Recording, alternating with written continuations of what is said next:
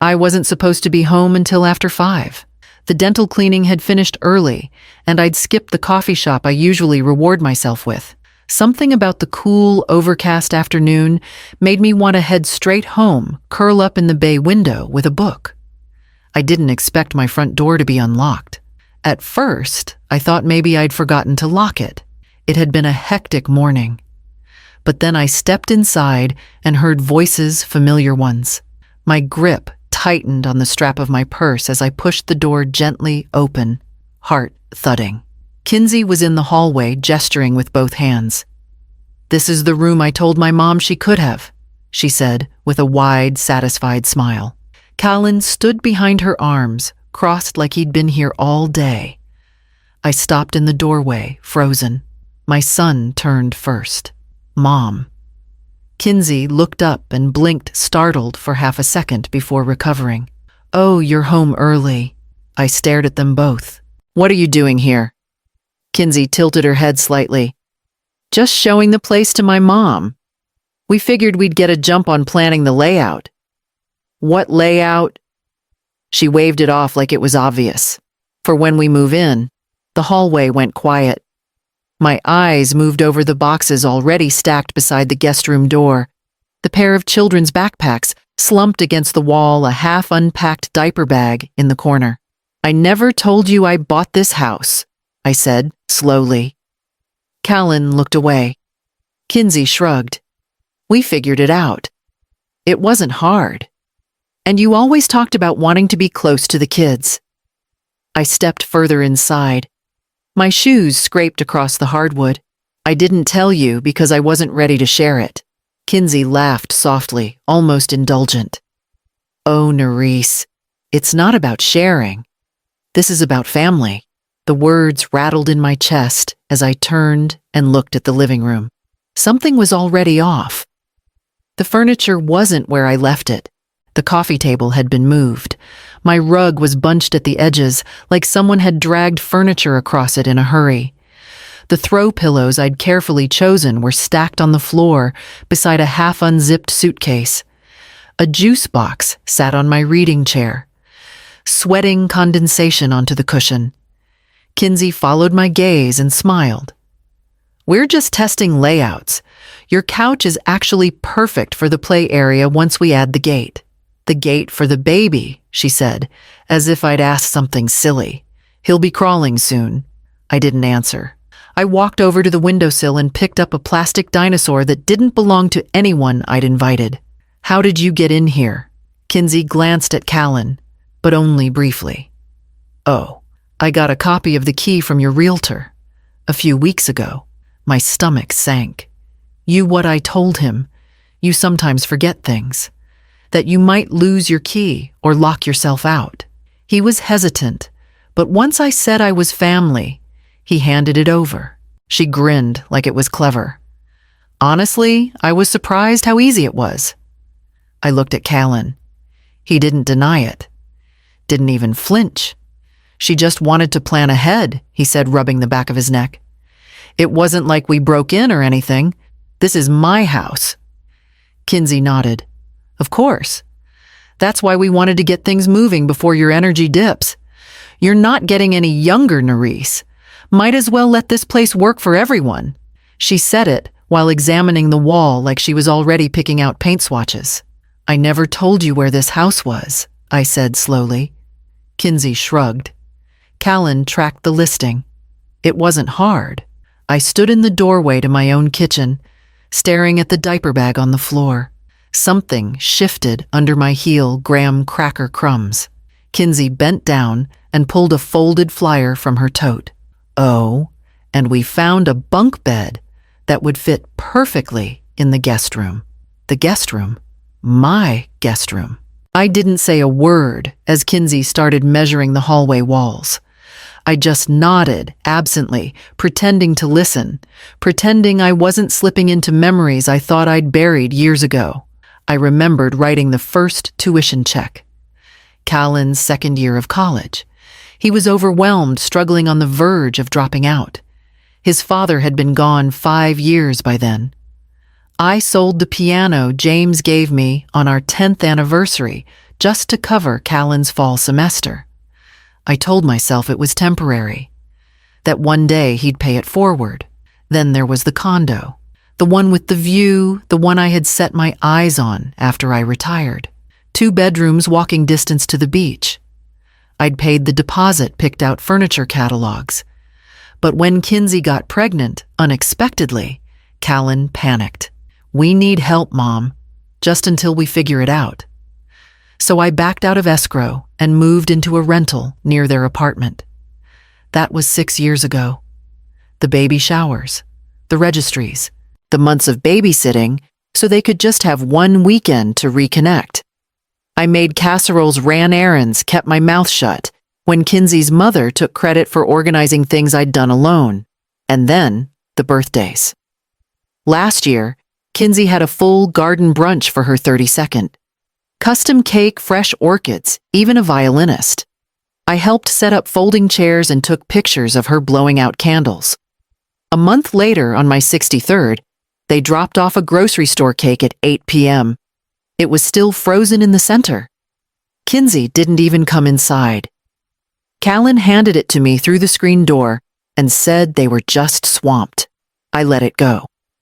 I always let it go. And now here I stood, watching them turn my living room into a shared family space like it was their right, like I was just the transitional piece, the bridge they'd already crossed. I walked back toward the front door, stepped into the entryway, and closed my hand around my keys. Then I remembered they didn't even need them anymore. The message came just after 8 a.m. I was on the porch, sipping my coffee, trying to reset my breath from yesterday. Trying not to think about Kinsey's measuring tape or Callan's silence. It was from Talia, my neighbor across the street. "Hey, just saw this and thought you'd want to know." Attached was a screenshot. A picture of my house. The front porch still had the old welcome mat from the previous owner, the one I hadn't gotten around to replacing. Kinsey was standing beside the front steps, smiling with her daughter on her hip. The caption read, "Our dream home. 3 generations under one roof. So grateful for this next chapter." The post was dated 3 weeks ago. 3 weeks. I hadn't even closed on the house then. I kept scrolling. The comments were full of congratulations. "Which bedroom does Ellie get? So happy for you all. This is what family should look like." Kinsey had replied, "Ellie's taking the bay window room. Jack and Milo will share the back bedroom. My mom's taking the one with the side view in case Aunt Carol visits." Every room was spoken for. Even mine. I put down my mug before it shattered. My hands were shaking, but it wasn't fear. Not yet. It was something else. A hollow kind of disbelief. They hadn't even waited. They didn't ask. They didn't check. They assumed, or maybe worse, they planned. The lie to the realtor wasn't an impulse. The boxes in the hallway weren't sudden. The measuring, the Facebook post, the bedroom assignments. It was all already in motion. They hadn't seen my home as mine for a long time. I looked down at the floor inside my entryway, where the sunlight hit the tile I'd chosen. My tile. My money. My name on the deed. Then I turned, slowly walked into the kitchen, and reached for the folder where I kept every document that proved it. I called my lawyer that afternoon. "Full title is in your name," he confirmed. "The trust is secure, the deed is clean, and you're protected from any kind of transfer unless you sign it yourself. No one else has legal access, not even your son." I didn't ask him to elaborate. I just said, "Thank you," wrote down what I needed, and hung up. By the end of the day, the garage code was disabled, and the locks were changed, front, back, and side. I scheduled a security company for the weekend. Cameras would go up at every point of entry. The next morning, I printed the Facebook screenshots, organized the house documents, and tucked them into a plain white envelope. No threats, no drama, just facts. Then I texted Callan, "Come by tomorrow, just you. We need to talk." He replied within a minute, "Sure, Mom, I'll bring Kinsey." I read the message twice, then deleted it. I didn't bother arguing. They showed up the next evening 20 minutes late. Kinsey stepped out of the car holding a clipboard and a measuring tape, smiling like we were planning a baby shower. Callan looked tired, but not apologetic. We stopped by the hardware store, Kinsey said brightly. Found a perfect shelf system for the back closet. You'll love it. Callan can install it this weekend. She started toward the front steps before I said a word. I held up my hand. We're not going inside. She blinked but didn't stop. I stepped forward, pulled the envelope from my coat pocket, and handed it to Callan. What's this? He asked, frowning. It's everything you need to understand what this house is and what it isn't. Kinsey made a sound like a laugh. Are you really going to make this ugly? You know, we've already told my mom she's moving in, right? We already made the announcements. I looked at Callan. His hands were full, but his eyes were empty. He didn't even ask what was inside the envelope. He just took it. Callan turned the envelope in his hands like he was hoping it would dissolve. It's from my attorney, I said evenly. It outlines the property rights, revokes any verbal claim to residence, and confirms there is no tenancy agreement, formal or implied. Kinsey snorted. You had a lawyer draft this. I had to. She stepped forward. You can't do this. We already told my family we're moving. My mother's apartment lease ends in 2 weeks. That's not my concern. Her eyes went wide. We've already picked furniture. The kids are excited. We even had family photos scheduled in the living room. You planned a photo shoot in a house that doesn't belong to you. Callan still hadn't said a word. He stood there, holding the envelope like it might catch fire. I asked you to come alone, I said. Quietly. He needed support, Kinsey said. This is a family decision. No, I said. It isn't. Kinsey's voice sharpened. Do you know what this will do to Callan? To the kids? You're tearing your own family apart. I stared at her. This house was never yours to promise. Then I stepped back, closed the front door, and locked it once, then again. Through the window, I watched Kinsey shout something I couldn't hear. Callan just looked down. That night, my phone buzzed with notification after notification. Group messages. Missed calls. A new thread started by Kinsey, titled, Family Discussion Urgent. I didn't open it. By midnight, someone had added me to another thread with Callan's sister, a few aunts, and even Kinsey's cousin in Arizona. They were all chiming in.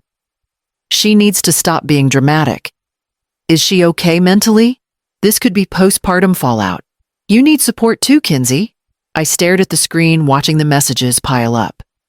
Then I clicked the menu button and hit mute. The silence filled the room like warm water. For the first time in a long while, I didn't feel like I had to defend anything, not even myself. The text came from Callan the day after the group chat exploded.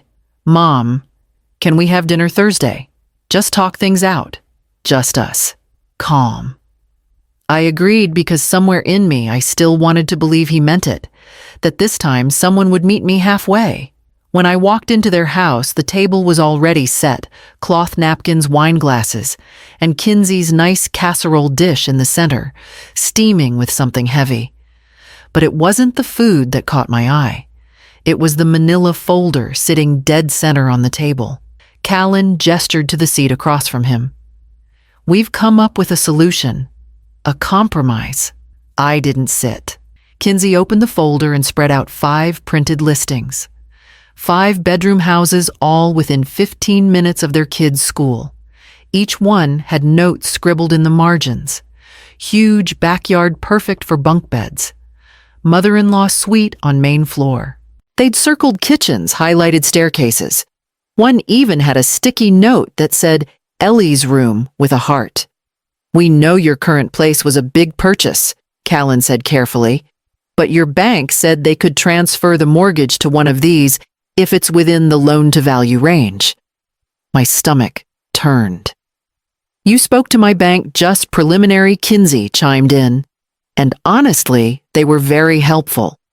One of these even has a detached garage. Perfect for your art supplies. I don't paint. Then her mother, who had apparently been hiding in the kitchen, popped her head in and added, "The upstairs master has fewer stairs. That might be easier on your knees, Nerisse." I looked down at the coffee in my hand. Still hot? Still mine. Then I took one long sip and stood.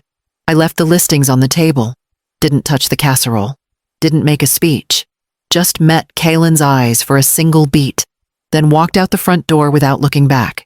This time I brought the folder. They had asked for another meeting. Callan, in a short voicemail, said they wanted to clear the air and move forward in love. He mentioned Kinsey would be calm. He promised. I didn't believe him, but I went. The kitchen table was set again, this time without food. Just 3 glasses of water and a stack of blank notepads. Someone wanted it to feel official. I didn't sit right away. I pulled the folder from my bag, thick now with pages. I set it down and flipped it open without a word. The first page, a scanned copy of every rent check I paid while living in their basement during Callan's college years. Second, the wire transfers for his tuition.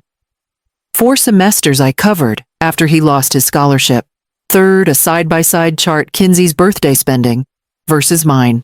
Their daughter's first birthday party had cost more than the sum of my last 5.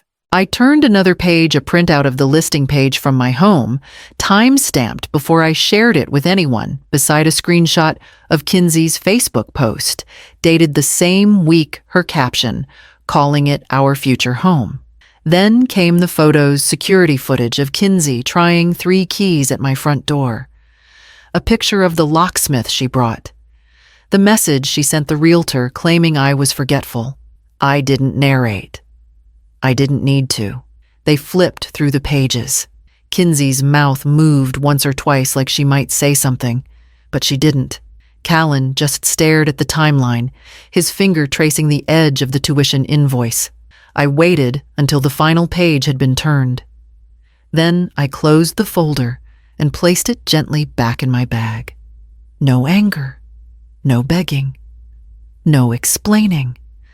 The silence in the room was the clearest thing I'd heard in years. On the way out, I passed the hallway mirror. My own reflection caught me off guard. I didn't look tired anymore. Just done. I already knew what I was doing next. The listing went live on Monday morning. By Tuesday afternoon, my realtor forwarded the first serious offer, cash $20,000 over asking with a 30-day close. No contingencies. I didn't hesitate. I signed before dinner. That night, Kinsey posted a photo of her kids on Facebook, lined up on a pull-out couch, pouting into the camera. The caption read, "When family turns their back on you, remember some doors close for a reason." It didn't get the applause she expected. A few of her friends asked gentle questions. One comment read, "Wasn't that her house?" Another, "Why would she need to leave if it wasn't her decision?" And then, surprisingly, my cousin Ray replied, "I'm not sure it's fair to assume both sides without the facts." That one stayed up. Kinsey didn't delete it, maybe because she didn't know how to answer it. Later that week, my sister-in-law sent me a message asking if I was okay. Not to scold, not to guilt me, just to check. "I don't know what's true anymore," she wrote. "But I'm starting to wonder if we've been hearing the wrong version all this time." I didn't reply, but I read it twice. The next morning, I opened the family group chat one last time. The message count was in the hundreds, some angry, some defensive, some pretending nothing had happened at all. I scrolled to the top, tapped the settings, selected Leave Group. A warning popped up. "Are you sure?" I pressed yes. That same afternoon, Callan called. Once. Then again. I let both go to voicemail. No more explaining. No more correcting the narrative they'd written without me. The house had sold. The paperwork was moving. My boxes were already half packed. I'd even found a condo I liked, something quiet, close to the water, with a porch just big enough for a rocking chair and 2 pots of basil. I stared at my phone once more. Callan had left a message. I deleted it without listening. Some things don't deserve a second chance. It's been a year since I closed the door on that house and everything they tried to turn it into. Now I live 3 blocks from the ocean in a 2-bedroom condo that smells like coffee and lemon balm. The windows face east, and the morning light spills across the floor in a way that makes silence feel like company. No one else has a key. The garden box outside my sliding door is bursting with basil, thyme, and marigolds. The basil is for my pasta, the thyme for soups in winter. And the marigolds? Well, those are just for me. Bright, unapologetic, and hard to kill. My phone doesn't ring much anymore. The people who know me don't call unless there's a reason, and the people who used to call with reasons I didn't owe have long since stopped. The doorbell only rings when I want it to. Last week, my neighbor dropped off homemade bread. This morning, the retired couple upstairs brought me a pot of geraniums and said they liked the music I play on Saturdays. I hadn't realized they could hear it through the vents. Today is my birthday. There's no cake from the grocery store. No late-night knock from someone who forgot. No fake apology over a frozen dessert. Just a long wooden table set with mismatched plates, good wine, and the kind of laughter that doesn't come with a price. Elaine brought me apple pie from the bakery down the road, the one I love, but always pretended I didn't because Kinsey thought it was too rustic. We lit a candle. No one sang. I didn't need them to. After they left, I washed the dishes slowly by hand. Then I walked to the small hook by my front door and looked at the single brass key that hung there. Just one. It opens a home no one expects to take from me. When I finally turned off the lights, the quiet wasn't empty. It was full. Of choice. Of space. Of the life I made when no one else was writing it for me.